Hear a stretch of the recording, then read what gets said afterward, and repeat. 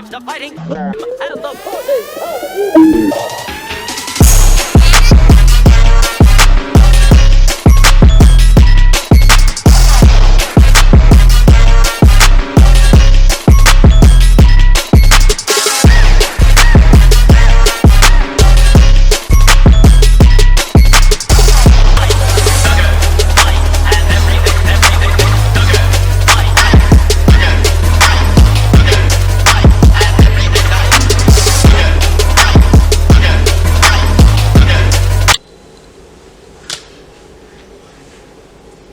Hello, treat you just like a queen and give you fine things. You never have to worry about another in your place.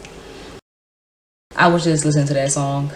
I'm speaking it into existence, you know, like, yeah, that's what I need. I need that treatment or nothing. See, y'all gonna see these, okay? I'm gonna do this whole video because y'all gonna see these luxury feathers. You know, it's giving rich auntie, it's giving luxury. You know how the girls say on TikTok, black girl luxury up. So hello, my name is Bria. Welcome back to my channel. On my channel, I like to talk about self-development and give commentary on different topics that I feel called to, and basically whatever I want to talk about. A part of me talking about developing, you know, self and stuff like that, and self-encouragement, that part of my channel is what I want to document my story and talk about the things that I've overcome, and hopefully somebody watching will relate to it and be like, oh, like she's pushing through, I can push through. This video is a story time, my first story time that I've ever done on social media, period. And it's about a point in my life that I had to overcome and develop from. So I want to share it on my channel. Now, mind you, trigger warning in advance, this story is going to get kind of ghetto.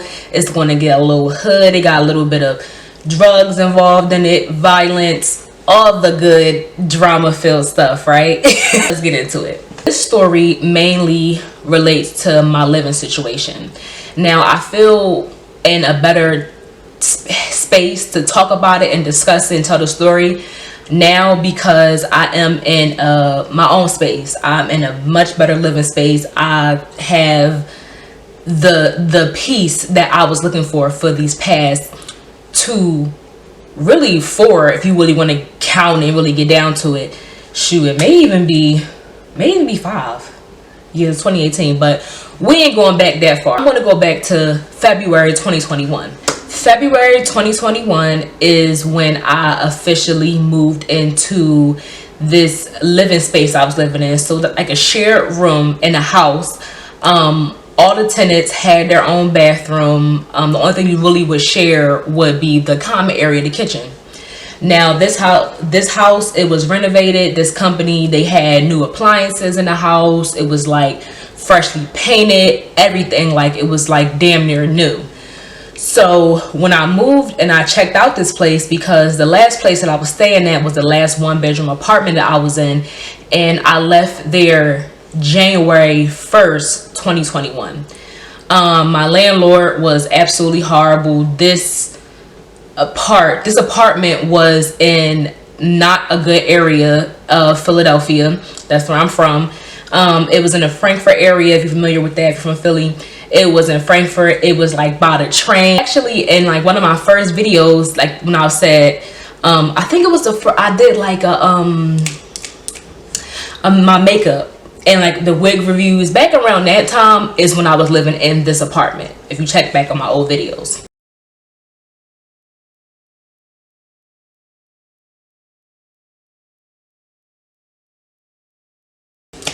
So wasn't the best area. I only really moved there only because it was close to my job at the time. This was around the time, well, when I first moved in there, it was 2019, was pre-COVID. So I was getting on the train, going to work downtown, and I just wanted a clear commute from work, to and from work. I felt really blessed to have this job. It was the first call center I ever worked at. I talked about that in my escaping the call center lifestyle video too, about, you know, just the job itself and where the company, what it was and everything. So when everything got closed down, I started to work from home. So I started working from home, and all of like the bad things that were going on throughout the day and outside of my apartment, I would hear them and see them. Fast forward to February 2021, I moved into this shared living space. Now, when I checked the place out, and this place, it was down North Philly. So again, it wasn't the best neighborhood, but the house was nice. I think I was working from home. No, I was on PUA at that time. So work wasn't really an issue. I had my car. So, you know, I looked past the area and the house was nice. It was a good situation for me. And at that time, I either had the option to move somewhere in the county, Drexel Hill, PA, or into another 1-bedroom, or in this shared living space. Now, I figured since everything in the house, the rent-a-room situation, all utilities was going to be paid, it came with Wi-Fi, it came with all this stuff, so I was going to be able to save more money by me living in a room. I had this idea in my head, I was going to save all this money, I'm going to be more responsible, and X, Y, Z, and the 1-bedroom apartment just didn't happen. Big mistake. Okay, I should have moved in the county. I should have do what I had to do out there. But then I got to think about it, I wasn't really financially responsible as I am now. So it was a learning experience. I had to learn to get to where I'm at now and to get better before I actually could live in a place like that. So I moved to the room. Now, the first day that I move in there, is a roommate that's there. And before, like I said, when I first moved there, when I first checked the place out, nobody was there. So I go there and I'm moving my stuff in, and the roommate that I'm staying with is like a 60-year-old man. And he's from, I want to say, North South Carolina, one of those places. So he's not from the city. He kind of had an accent, but then again, I also couldn't understand the things that he was saying. So, you know, we did the, you know, nice to meet you, my name is Sabria, X, Y, Z. And, you know, he introduced himself, and it was cool. So upon the first conversation with me having with this elder man, was him talking about the last roommate that lived in the room that I was living at.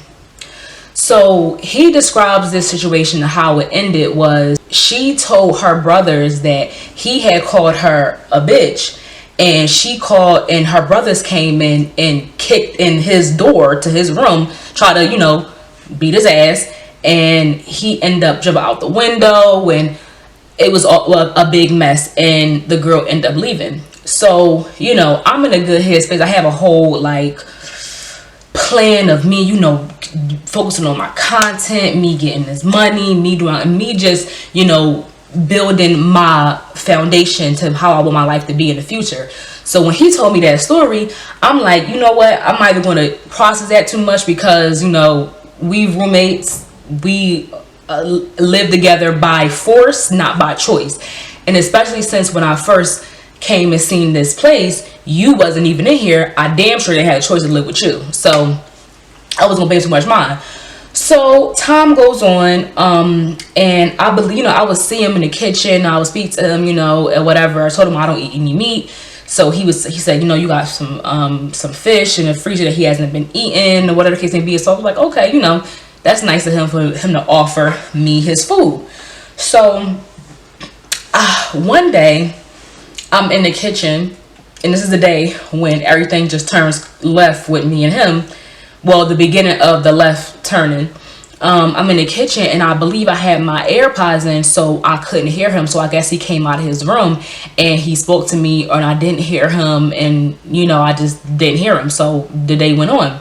So I go in my room and get ready, whatever, and I go and see one of my friends. So I'm out for like an extended amount of time, and I come back like later on that night, and I see that the microwave is going. So I'm like, you know, what happened to the microwave? This is kind of weird, kind of strange. So I knock on his door.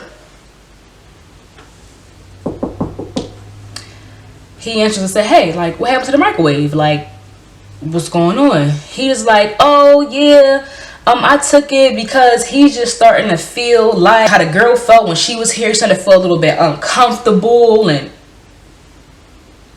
so I'm like, but nothing transpired between me and you for you to feel like you're uncomfortable or me and you have an issue, because we don't. It wasn't an argument. It wasn't like a big blow up to the point where, you know, we shared some words. So why do you feel uncomfortable? So he's like, you know, it could be me. You know, I'm just kind of on edge, and, you know, I'm gonna put the microwave back, and yeah, it's cool, and I'm sorry about that, and da da da. So I'm like, oh, okay, you know, whatever. First of all, I thought the microwave was the people that, you know, own the fucking house.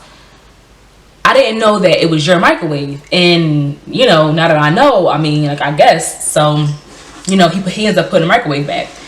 So then days go on, and it's so I also had somebody who was staying upstairs. Now it was like a house next to ours had a door, and then next door was the same type. It was like a same house. I don't know if they split the house in two when they built it.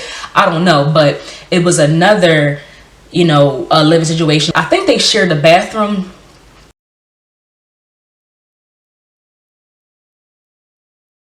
So I would hear her. So I brought my speaker, you know, I would play my music or whatever, but I wouldn't play it till like, you know, 12 in the morning. I wouldn't, you know, try to blast the whole house out. I would try to do all that. So, you know, I would only pay it for a certain amount of time when she would play her music until she got ready to go to work, for school. I don't know. And one time I even waited till she left to try to say, like, you know, can you, you know, turn the music down and not play it so loud. In the morning time or whatever, like, you know, just trying to turn it down. And she was a young girl. I could tell, like, she was younger than me, and she was just kind of like, you know, okay, like, you know, okay. Like, she heard me, but I don't know if she was really internally listening to what I was saying. And I think I actually did this before I even bought the speaker. So when she was kind of like, you know, paying the dust and doing whatever the fuck she wanted to do, okay, that's when I got petty. I know these young girls out here, like, you know, they don't really understand the consequences of certain stuff when you like kind of like disregard other people. So they have more to prove when it comes to especially girls. And, you know, I don't know what this girl knew. She could have had somebody come up here, a whole gang of bitches, and, you know, fuck me up, whatever the case may be. So I just, you know, whatever. Like, I have been through a crazy situation when it comes to like getting into it with girls and shit going completely left. And that was a learning experience. I will talk about that on camera one day, like a real crazy experience. But yeah, so I'll play my music. So one day, it's around like 8 o'clock in the morning. And mind you, he had a friend that was there, some man. He had a missing tooth. That's the one distinct thing I remember about him.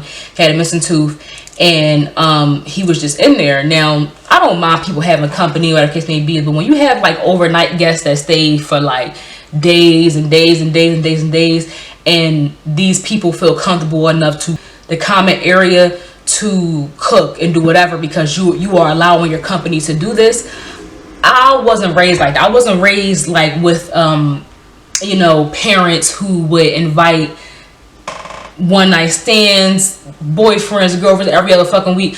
I'm not used to that. So I'm not used to people that I do not know being in my area. Who are you? I don't know you. I don't know what you about. I don't know how far things could or could not go. Now, honestly, okay. So I'm trying to think what happened. Oh no, so yeah, I've got two stories in my head, two different stories. So boom, so his friend is there. So now mind you, it's one room, one bed. Your friend is sleeping in there. I'm pretty sure you're sleeping in your bed as well. No judgment zone here, you know, absolutely none of my business. It was cool, whatever. So 8 o'clock in the morning comes around one day, and he starts blasting Chris Brown. So I wakes up like,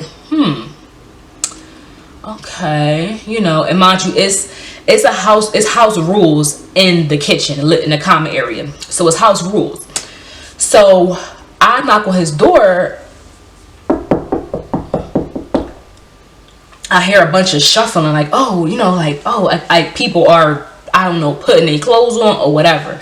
So he like, oh, is it the music? So he's saying this from behind the door. So he like, oh, is it the music? Oh, yeah. So I guess he's, you know, trying to shuffle around for clothes and shit like that, whatever case may be is. So he answered the door, and he like, oh, is it the music? He goes, what? He just switch immediately. Well, you know, you play your music all the time, but I don't see nothing about it. See, this is what I don't like, and this is it's not fair.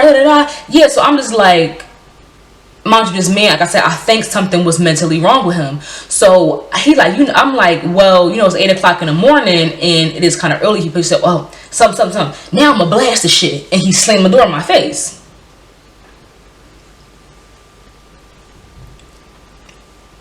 I didn't get hype. I didn't say nothing. I didn't even go. So I just go in my room and prepare to call the people who are in charge of this house you think is yours. You can blast fucking music at any time of the day. So I do that, and then immediately he knocks on my door, and he's like I swear, like 2 seconds later, y'all. Yeah, I'm sorry about that. It's just and start going off with the whole. Oh, I remember the girl that was here and blaming everything on the girl. So at this point, I don't want to hear nothing you guys say, because you try to turn up on me in front of your little fucking friend. I don't know, you trying to show off or what the situation is, but please don't play with me like that. Like, the girl and her brother's on you to fuck you up. Trust and believe me. It ain't too far-fetched from it happening again, especially fucking around with me. So please don't even get into it. So I'm like, okay, you know, he say his apologies. Okay, and I close the door and I continue to on the phone calling the people. So wait for him to answer. I'm like, you know what? Let me go outside and go in my car and just, you know, I don't want him in my conversation. So then I'm in the car while I'm on the phone with them, and he then comes outside and knocks on my window. Roll the window down. What's up? Oh yeah, I'm sorry again, and X, Y, Z. Listen, I am a very forgiving person, don't get me wrong, but if you going off at me crazy and I don't even know you from a hole in the wall, and you call yourself turning up on me, and then you want to apologize like not even a minute later, that apology is null and void. It's not valid. I don't know who you are. I don't know your character. From what I'm already seeing, is this is who you are. You step out of line, jump out the fucking window, start saying some crazy shit, and then you want to apologize after. No, don't do that. Think before you speak, or stand on what you do, or stand on what you say. So roll the window back up. I'm on the phone with the people. He knocks on my window again. I'm like, say he's sorry again. Then he wants to say, I want to make sure you're okay. I'm like, can you stop knocking on my window? Like, it is what it is at this point. Like, oh, I'm sorry, you know, my bad. Yeah, so I told the people, and they like basically like, this is his last strike. So the next time we hear something about him, and you know, him messing with the roommates and basically, you know, get out of line, they're going to evict him. So I'm like, okay, cool, or whatever. I then try to get a restraining order against him, to the point where I don't have to talk to him. Because listen, like I said, it'd have been different had it had been a situation where, like I said, I wasn't by myself. I'm a single black woman. You know, he fucking around and kill me in here. It won't even be an investigation. I'll just be, you know, my folks saying R.I.P. to me, and it is what it is. I'm just fucking dead. Like, you know what I'm saying? Time goes on or whatever. Well, like the next day happens, and the man is like the gentleman that he has in his room. Now when he entered the door, when I first saw his door about the music, I seen the man sit on the bed with no shirt on. Again, no judgment zone, but this man is weird. It's like it's something that's weird going on in here. So whatever. So I'm in the kitchen one day, and he's like, and his friend come out and was like, yeah, what's going on with you and my uncle? And then I'm just like, he said it just like that too. What's going on with you and my uncle? You know, like So I'm just like, yeah, like your uncle, he got out of line. I don't know him. He told me a story about the girl who lived in my room before, had got her brothers on him, and you know, I just rather him not say anything to me. I'd rather us not have absolutely any contact at all, because I don't know him. You are 2 times my fucking age. It's really nothing for us to even be. We don't have nothing in common. you're a whole elderly old ass black man from fucking South Carolina living in Philly, and I'm what, 25? Better for the both of us is have a mutual respect for each other. I'm gonna always respect anybody I come across because I don't want anybody disrespecting me. So when I come to meet anybody and see anybody, it's going to be nothing but all love. It's going to be, you know, a mutual thing. I don't want to have to get in my bag and then you're going to see a whole different side of me that was close to where we was at. And he's like, yeah, you got, like, you see how, like, he got to go there basically. So I'm just like, you know what, roommate, you sure is cruising for an eviction because you causing a lot of disturbances. This is a mess. This is a mess. So then, like, prior to you know, prior to all that happening, I would see like these little vials in the refrigerator. So it was like a little like a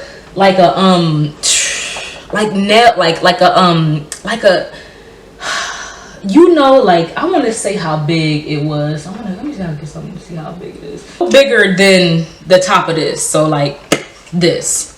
These little things, these little like little droplets or whatever. So I'm like, what the fuck is this in the refrigerator all the time? I did not know what it was. I knew it damn sure wasn't food, and I had a feeling that it was something that he was not supposed to have. So I end up asking one of my good friends who is gay, but he was talking about, I want to say, poppers. So that's what it was in the damn refrigerator, poppers. So I'm like, yeah. So I'm like, how do poppers look? Like, do they look like, he said, yeah, it comes in like stuff like. So I'm like, so I end up showing him what it was, and he like, yo. And then he like, this motherfucker is a certified freak getting high because he got the shit in the refrigerator. He had some in the freezer too, y'all. Like, no lies. So he like, yeah, if he keeps on, my friend, his boyfriend, like, yeah, if he keep him in the refrigerator, that means that he want to make sure them motherfuckers is fresh, so he use them. So I'm just like, yo, on top of you being a little disrespectful motherfucker, you got drugs in the refrigerator? Okay. The final straw that broke the motherfucking camel's back. So one day, right now, at this point, I want to say this was like in probably like, that blowout with him and the music happened in March. I remember because it's my sister's birthday. I had went to my sister's birthday party like literally right after that happened. So so in May, I had end up like I would be in the kitchen cooking, and everything was on the first floor. So like the kitchen, our rooms, everything was on like one floor. So I was in the kitchen, I was making some, I about to put a little creme brulee that you get from Aldi when Aldi have them. About to put them right in the, put it in the oven or whatever so I can have creme brulee. So I put it in the oven, so I preheated the oven, and I had the box sitting outside, and I go back in my room for a minute just to get something. So while I'm in my room, he walks in, I heard just like slamming, so he went food shopping. So he's throwing his groceries on the stove and on the counter. So I come in and I look out like I just look at him like, and my look just said like, are you good? Like, so he's like, oh, were you in the kitchen? So I said, yeah, I'm about to put something in the oven. See, this is what I can't do. And then I go on tangent again. Okay, you got me fucked up. So I call the cops, cause yo, get him, cause the last time I tried to get a restraining order, and they were saying like because we wasn't like in a romantic relationship, or we weren't family. It had to be a different type of a restraining order against him, because when the first incident happened, I didn't get a police report. I didn't call the cops. That I couldn't even get that granted because I didn't have a police report on him. So this time I'm calling the fucking cops.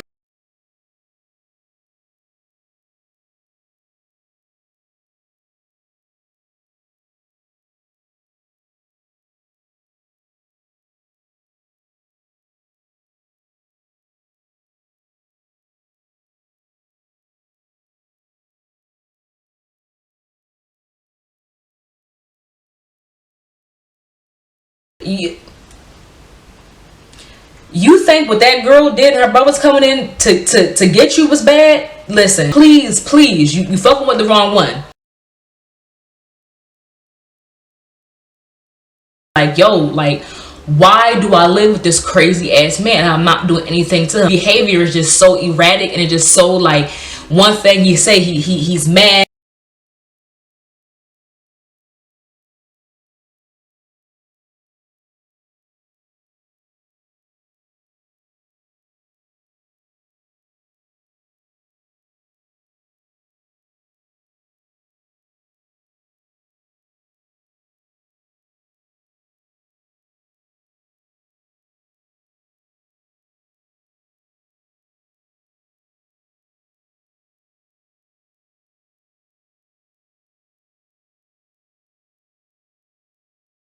The cops end up leaving, and I'm like, all right, you know, getting ready to get dressed. I'm about to go downtown to the district. I can get this shit filed. So while I'm in my room getting dressed, he's on the phone talking shit about me. Like, oh yeah, she's trying to get me put out of here. Not doing this, old head. I don't know what you on. I don't know what should go with this, but I really truly believe that because I'm by myself and you don't really see me having much company, and like I said, I'm a single black woman and I'm living here alone. You feel like you can just pop it to me, and you cannot do that. I'll go down there, pick my brother up.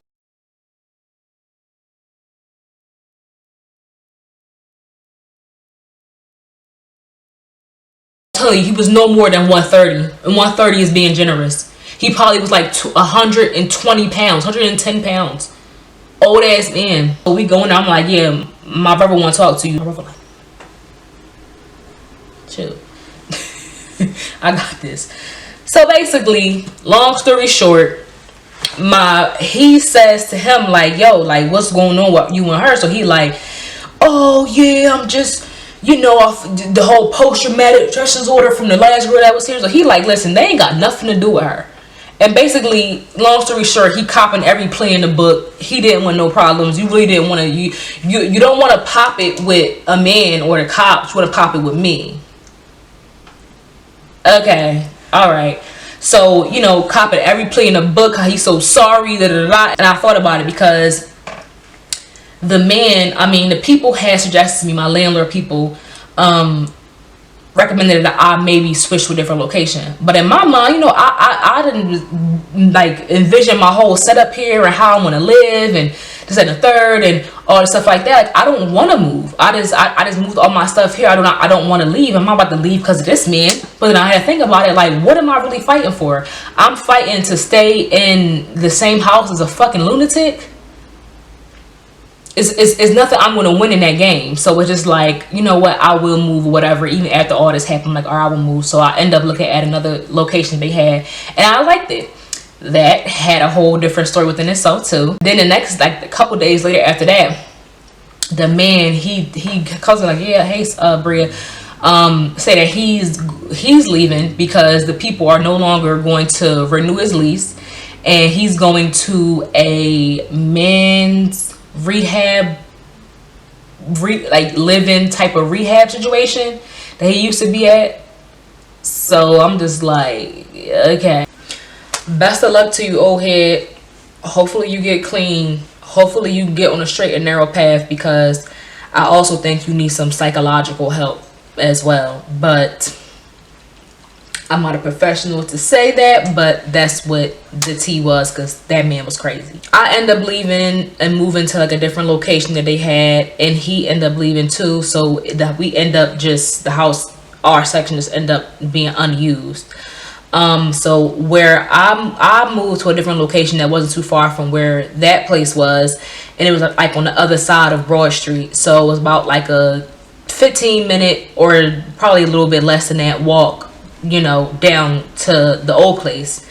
And that is a whole story within itself, child, that I will be getting into, because I really want to talk about the things and the people that I had to encounter in 2022 and 2021 that helped me deal with people who aren't all the way mentally there and don't have the same mental capacity as me, so I can maneuver my way around them and not let them get me off my path. This is going to be like a kind of like a little series. I probably will make probably up to 4 things about with this video, But this first video of the story of this 60-year-old crazy man, I just really wanted to get my message in this video, and the summary of it and everything is just like, ladies, stand your ground. Stand your ground. Don't let nobody fuck you over, try to scare you out of a situation. Because I know that a lot of young single women who don't have like a partner they live with, they are taken advantage of all the time. I hope you enjoyed this video, person watching this video, and stay tuned for more. Like, comment, and subscribe for more content, and I will see you in the next one.